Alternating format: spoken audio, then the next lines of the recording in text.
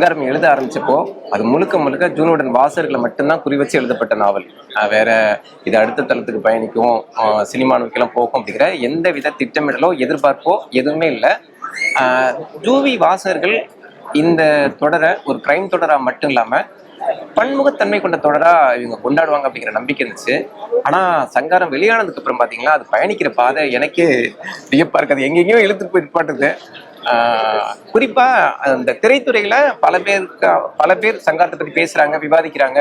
இது அடுத்த கட்ட சினிமாவா வெப்சீரிஸா மாறும் அப்படின்னு சொல்றப்பெல்லாம் ஒரு படைப்பு இதை தாண்டி வேற என்னத்தை நிகழ்த்துறோம், நம்ம எதிர்பார்க்காத ஒரு விஷயத்த நிகழ்த்துது. குறிப்பா யுவராஜ் வந்து அன்னைக்கு மேடையிலேயே வந்து இதை நான் எடுத்து நான் பண்ண ரெடியா இருக்கேன் அப்படின்னு சொன்னதெல்லாம் இந்த நிமிஷம் வரைக்கும் நம்ப முடியாதது, திகைப்பானது, நன்றிக்குரியது. தம்பி யுவராஜ் வந்து அதை பத்தி பேசினா நல்லா இருக்கும். சரவணன் சாரோட புத்தகத்தை படிக்க ஆரம்பிக்கும் போதும் எனக்கு ஒன்று தோணுச்சு. ஆக்சுவலி சரவணன் சாரோட படங்கள் பார்க்கும்போது எனக்கு ரொம்ப பொய்டிக்கா மக்களுக்கான கதைகளை சொல்றாரு. நான் அவர் வந்து ஆக்ஷனா எப்படிலாம் பண்ண போறாருன்னு தெரியல. ஏன்னா ரொம்ப அன்பானவர். அவரோட இந்த சைடு நான் எனக்கு தெரியவே தெரியாது. ஏன்னா எனக்கு பர்டிகுலரா அவரோட படங்கள் பார்த்து அன்பானவர், இயற்கைக்கு சம்மந்தப்பட்டவர், ரொம்ப அதிகமா சத்தம் போட்டு பேச மாட்டார்னு நினைச்சேன். புத்தகத்தை வாசிக்க ஆரம்பிக்கும் போது அதோட வீரியம் இருக்கு இல்லையா, நான் வந்து ஒரு இந்த கேஜிஎஃப் படங்கள் பாக்குற மாதிரியான வசனங்களோட ரொம்ப சார் நிச்சயமா சார் அந்த மாதிரி வசனங்களுக்கு குறைவான எங்கேயுமே இல்லை. நீங்க எடுத்து உண்மையா அந்த நாவலை எடுத்து படிக்க ஆரம்பிச்சீங்கன்னா அதுல அவ்வளவு சுவாரஸ்யமான விஷயங்கள் இருக்குது. ஏன்னா சாரோட படங்கள் வந்து படங்கள்ல ஒரு பொய்டிக்னஸ் இருக்க மாதிரி எனக்கு இந்த புக்கு படிச்சு முடிக்கும் போது ஒரு பெரிய ஒரு சினிமாட்டிக் எக்ஸ்பீரியன்ஸா இருந்துச்சு. எப்படின்னா நான் டெல்டான்னு சொன்னதுமே எனக்கு எப்பயுமே வந்து விவசாயம், தஞ்சை பெரிய கோயில் இந்த மாதிரி இருக்கும் தான் நான் நினைச்சிருக்கேன். ஏன்னா அதுக்கு அதை பத்தின பெரிய எக்ஸ்போஷர் இவ்வளவுதான் எனக்கு இருந்தது.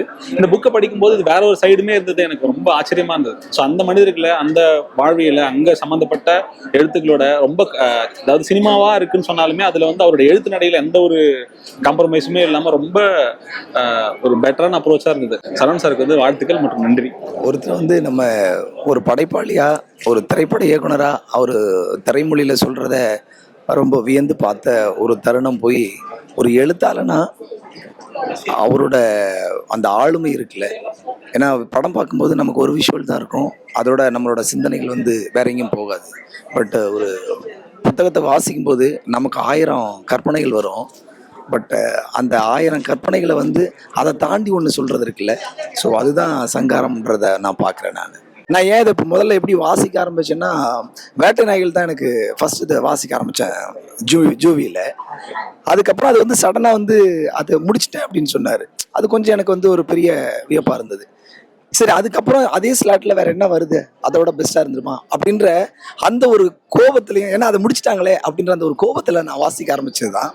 பட் இது ஏற்படுத்தின பிரமிப்பு வந்து அதை இன்னொரு விஷயத்த நான் கம்பேர் பண்ணனே சொல்லலை. இது வேற ஒரு ஒரு ஒரு திரைமொழியை ஒரு வாசிப்பு அனுபவத்தை கொடுச்சு எனக்கு. இது எல்லாமே வந்து ரத்தம், பகை இதுதான் சொல்லுது அப்படின்றாங்க. பட் ஒவ்வொருத்தங்களோட மனிதர்களோட உள் உணர்ச்சிகளை இதை பிரதிபலிக்கிற மாதிரியான ஒரு ஒரு புத்தகமாக தான் நான் பார்க்குறேன். நான் சமூக ரீதியான கருத்துக்கள், நந்தன், பத்துக்குட்டி அந்த மாதிரி இருந்த ஒரு ஆள்கிட்ட இருந்து இப்படி ஒரு வீரியமான எழுத்து வந்து எங்கேயும். இது இன்னொரு விஷயம் என்னன்னா, இப்போ திருவள்ளுவர் வந்து என்ன அதிகாரம் எழுதிருக்காருல்ல, அவர் எல்லாத்தையும் அனுபவிச்சிருப்பாரு தெரியாது. ஒரு செயின்ட் மாதிரி நீங்க ரவுடி பத்தி எழுதுறீங்க, போலீஸ் பத்தி எழுதுறீங்க, மறிக்கொழுந்து பத்தி எழுதுறீங்க, சுமதி பத்தி எழுதுறீங்க. சந்திப்புகள் தானே, சந்திப்புகள் ஒரே விஷயம். வாழ்க்கை நீங்க நம்பலாம், ஏதோ வாழ்ந்து பார்த்தது இல்ல.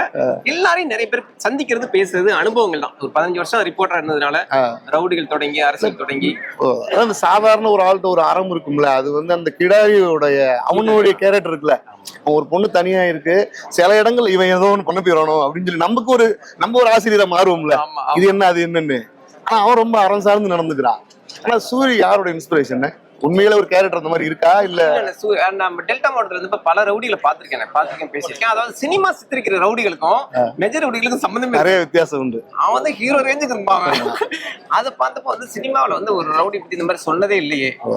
ஏன் வந்து சினிமா ஒரு 10 கொலை பண்றவன் தான் ரவுடி அப்படின்னு. ஆனா அவன் ரசனையான இங்க ரவுடிகள் அப்படிங்கிறப்ப அதை பத்தி பண்ண சொல்லிட்டு அங்கே முன்னுதாரம் பார்த்தா 4-5 ரவுடிகளை ஒன்னா போட்டு மிக்சியில அரைச்சு, அதுதான் சூரி.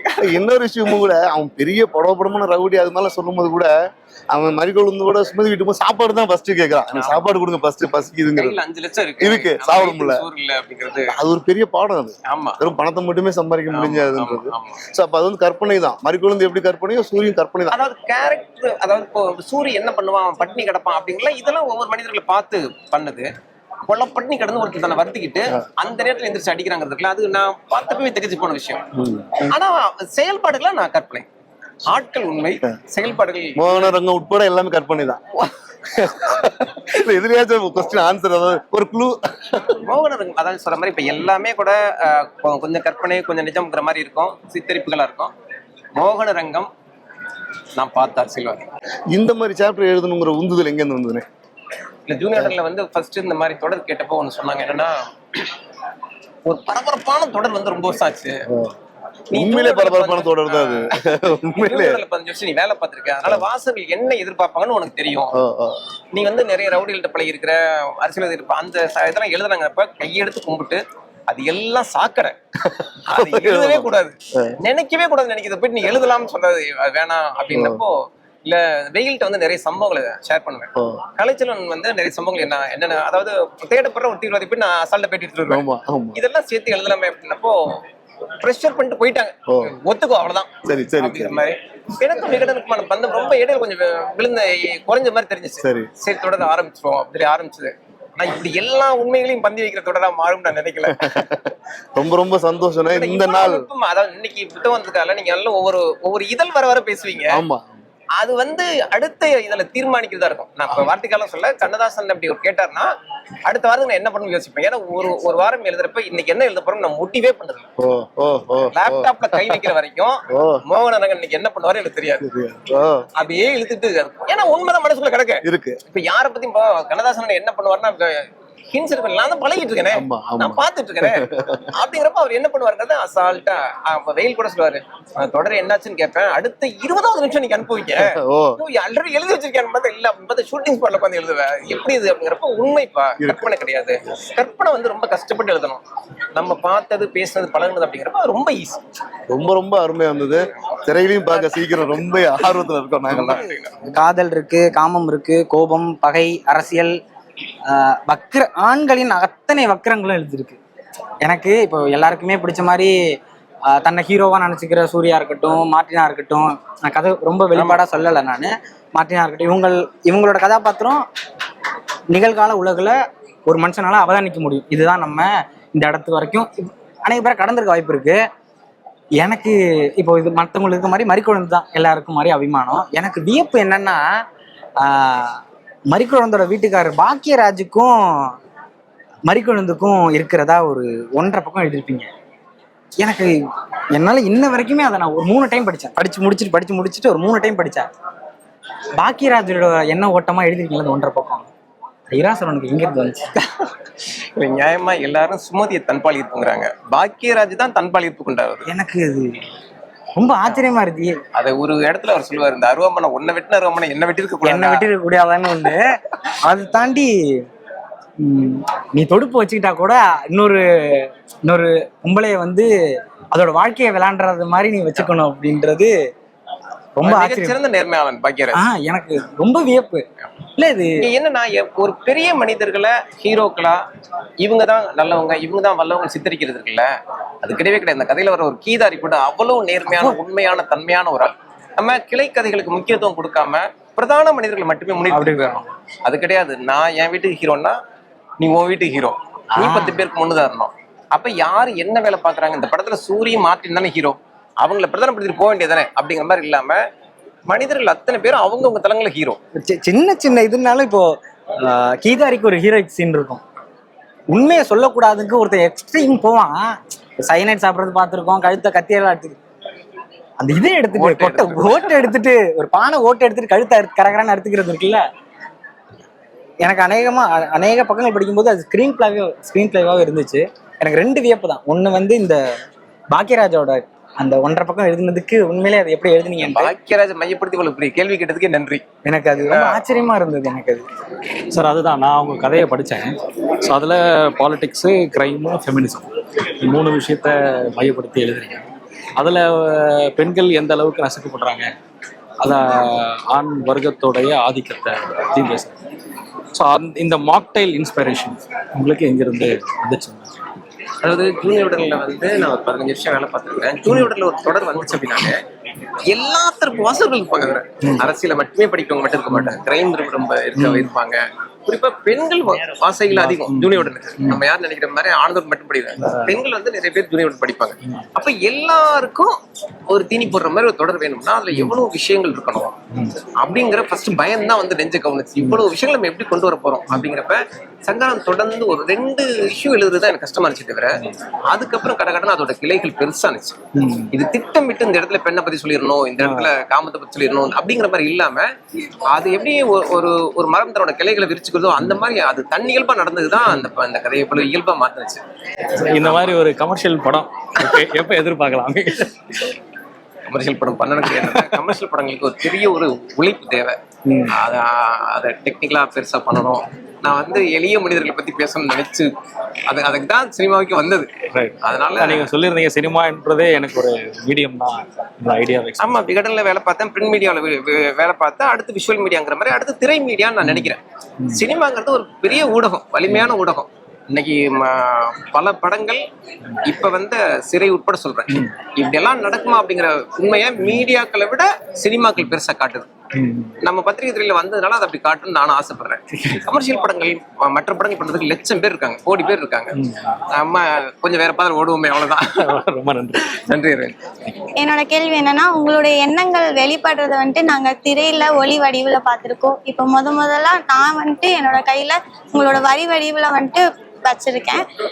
வாசகர்களுக்கு சங்காரம் மூலியமா நீங்க என்ன சொல்ல வரீங்க, சமூகத்துக்கு என்ன சொல்ல வரீங்க அப்படின்ற ஒரு கேள்வி. நம்ம எல்லாருமே ரொம்ப சேஃபா பத்திரமா வாழ்ந்துட்டு இருக்கோம் நம்ம நினைக்கிறோம், ஆனா அப்படி கிடையாது. கூலிப்படை கும்பல்கள் நம்மளை சுத்தி எந்த அளவுக்கு ஒரு பயிரோட சல்லிவேர் மாதிரி எந்த அளவுக்கு விரைவி இருக்கிறாங்க. நீங்களும் நானும் சர்வசாதாரணமா நாளைக்கு கொல்லப்படலாம், குறைந்த விலைக்கு கொல்லப்படலாம். வெட்டினவனுக்கு ஏன் வெட்டினம் தெரியாது, செத்தவனுக்கு ஏன் செத்தவன் தெரியாது. அந்த அளவுக்கான ஒரு அபாயகரமான சூழல்ல நம்ம வாழ்ந்துகிட்டு இருக்கோம். அந்த அபாயத்தை ஒரு எளிய மனிதர்கள்ட்ட கூட சொல்லிடணும் அப்படின்னு தோணுச்சு. அதுக்கு மற்ற பூச்சி வேலை மாதிரி தான் மற்ற கேரக்டர்கள் உருவாக்கின தவிர்த்து மிக முக்கியமா சொல்ல வந்து நம்ம எல்லாம் ரொம்ப எச்சரிக்கையா இருக்கணும் அப்படிங்கிறத வலியுறுத்த தான். நீ திரைப்படத்துலயும் சரி கதையிலையும் சரி ஒரு சமரசம் இல்லாம ஒரு விஷயத்த செய்யறாள். இதை எப்படி இந்த புத்தக வடிவில் கொண்டு வந்திருக்கிறீங்க? இதை திரைப்படம் எடுக்கிற ஒரு சிந்தனை இருக்கா? அதுல எனக்கு மேல தெரியப்பட்டுச்சு, எனக்கு தெரிஞ்சது அந்த நிகழ்ச்சியில பார்க்கல. அப்படி எதுவும் எழுத ஆரம்பிச்சப்போ வந்து ஜூனியருக்கு ஒரு தொடர் அவ்வளவுதான். அந்த ஜூனியர்ல வந்து ஒரு புலனாய்வு பத்திரிகைகளை வந்து அரசியல், காமம் எல்லாமே கலந்து நம்ம எழுத வேண்டியிருக்கோம். அப்படிங்கிறப்போ பல கிளைகளை அந்த கதை போகட்டும், அது போக்கில் விடுவோம் அப்படிதான் பண்ணது. ஜூனியருடன் வாசகர்களை திருப்திப்படுத்தினா போதும், அதுதான் என்ன வந்துச்சு. ஆனா புத்தகமா வெளிவந்ததுக்கு அப்புறம் குறிப்பா சசி சார் வந்து இதுக்கான முன்னெடுப்பு பண்ணப்ப நான் சொன்னேன், சார் ஒரு புத்தகங்கள் அப்படிலாம் பண்ணாதீங்க. நிறைய புத்தகங்கள் வர்றப்போ நம்ம புத்தகத்தை மட்டும் தூக்கி வச்சு கொண்டாடினா தப்பாயிடும் சார், வேணாம் சார் சொன்னேன். இல்லை, இது கொண்டாடப்பட வேண்டிய நாவல் அப்படி சொல்லி முன்னெடுத்தாரு. முன்னெடுத்ததுக்கு அப்புறம் பார்த்தா பல முன்னணி நிறுவனங்கள் இதை படமா பண்ணலாம்.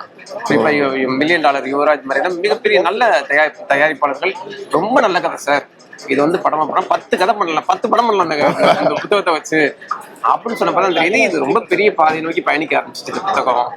ஏன்னா ஒரு நாவலை நம்ம சினிமாவுக்குன்னு எழுதினாலே அது சினிமா ஆகாது. ஆனா பொதுவா ஒண்ணு எழுதுறப்ப அது சினிமா ஆகுது அப்படின்னா அது மிகப்பெரிய வரவேற்பா நம்ம எடுத்துக்கணும். எனக்கு என்னமோ அந்த புத்தகத்தை வாசிக்கல ஒரு உள் உணர்வு என்ன தோணுதுன்னா, நீங்க வந்து இந்த திரைக்கதைக்கு ஒரு திரைக்கதையிலையும் இதை டிராவல் பண்ணணும், திரையா வரணுங்கிற ஒரு உள் நோக்கத்தோடு அதை முழுசா எழுதுன மாதிரி இருக்கு. சினிமாக்காரன் ஆணையிட்டதுனால அப்படிதான் வருது எழுத்து.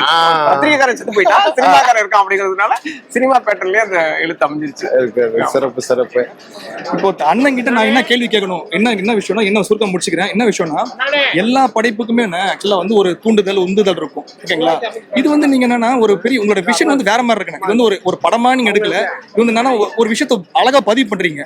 இதுக்கு வந்து ஒரு படைப்புக்கும் உங்களுக்கு தூண்டுதலா உங்களுக்கு இன்ஸ்பிரேஷனா என்னென்ன அமைஞ்சிருக்கு அது எனக்கு தெரிஞ்சு. டெல்டா மாவட்டத்தில் சம்பவங்கள் தான் முழுக்க டெல்டா மாவட்டத்தில் நடந்த சம்பவங்கள், நான் பார்த்த விஷயங்கள், அங்கே பார்த்த ரவுடிசம், அங்கே பார்த்த அரசியல், இது எல்லாம் ஒரு 10-15 வருஷம் சேமிப்பு. அதைத்தான் இந்த நாவலை நான் மாற்றிருக்கேன். புதுசாக எதுவும் கற்றுக்கல. விகடனில் ரிப்போர்ட்டராக இருந்தப்ப நான் பார்த்தது பதர்னது தான் இந்த நாவலாக இது மாதிரி சூப்பர். ஆனால் இப்போ இன்னொரு விஷயம், எல்லாருமே நான் வந்து ஒரு எழுத்துத்துறையில் வந்து பெருசாக இருப்பாங்க, ஒரு இயக்கத்தில் அந்த டைரக்ஷன் சினிமா தனி விஷயம்னா, இது எப்படி அது உங்களால் எப்படி முடியுது, எப்படி எப்படின்னா ரெண்டுத்துலயும் சிறந்த எப்படி இருக்கீங்க? அதாவது ஒரு எழுத்தாளராகவும் பாத்தீங்கன்னா ஒரு ஒரு பதிவு ஒரு ரொம்ப ஒரு ஸ்ட்ராங்கா ஒரு விஷயம் பண்றீங்க, இயக்குனரும் பாத்தீங்கன்னா உங்க படத்தை பார்த்து என்ன தூங்க முடிய மாட்டுது. எப்படி அது உங்களால எப்படி அது சாத்தியமாகுது? அது ரொம்ப பத்திரிகை துறையில இருந்து சினிமாவுக்கு வந்தேன். பத்திரிகை துறையில இருந்து சினிமாவுக்கு வந்தேன். அதனால எப்படி எழுத வந்துச்சுன்னு கேட்க முடியாது. சினிமாவில் கொஞ்சம் கொஞ்சமா அடுத்தடுத்த அடி எடுத்து வச்சிட்டு இருக்கிறேன். நிச்சயமா அது எல்லாருக்கும் பிடிக்கிற படைப்பு சீக்கிரமா. சூப்பர்ண்ணே. இன்னைக்கு போல நீங்க வந்து பல படைப்புகள் அமையணும். உங்களை மாதிரி நாங்க தம்பிகள் வந்து உங்களை வந்து ஒரு எடுத்துக்காட்டா ஒரு ஆசிரியரா நினைச்சுக்கிட்டு நாங்க வளர்ந்துட்டு இருக்கோம். ஆமாண்ணே, நீங்க எப்பவும் வந்து நல்லா இருக்கணும்னு நன்றி நன்றி நன்றி நன்றி நன்றி.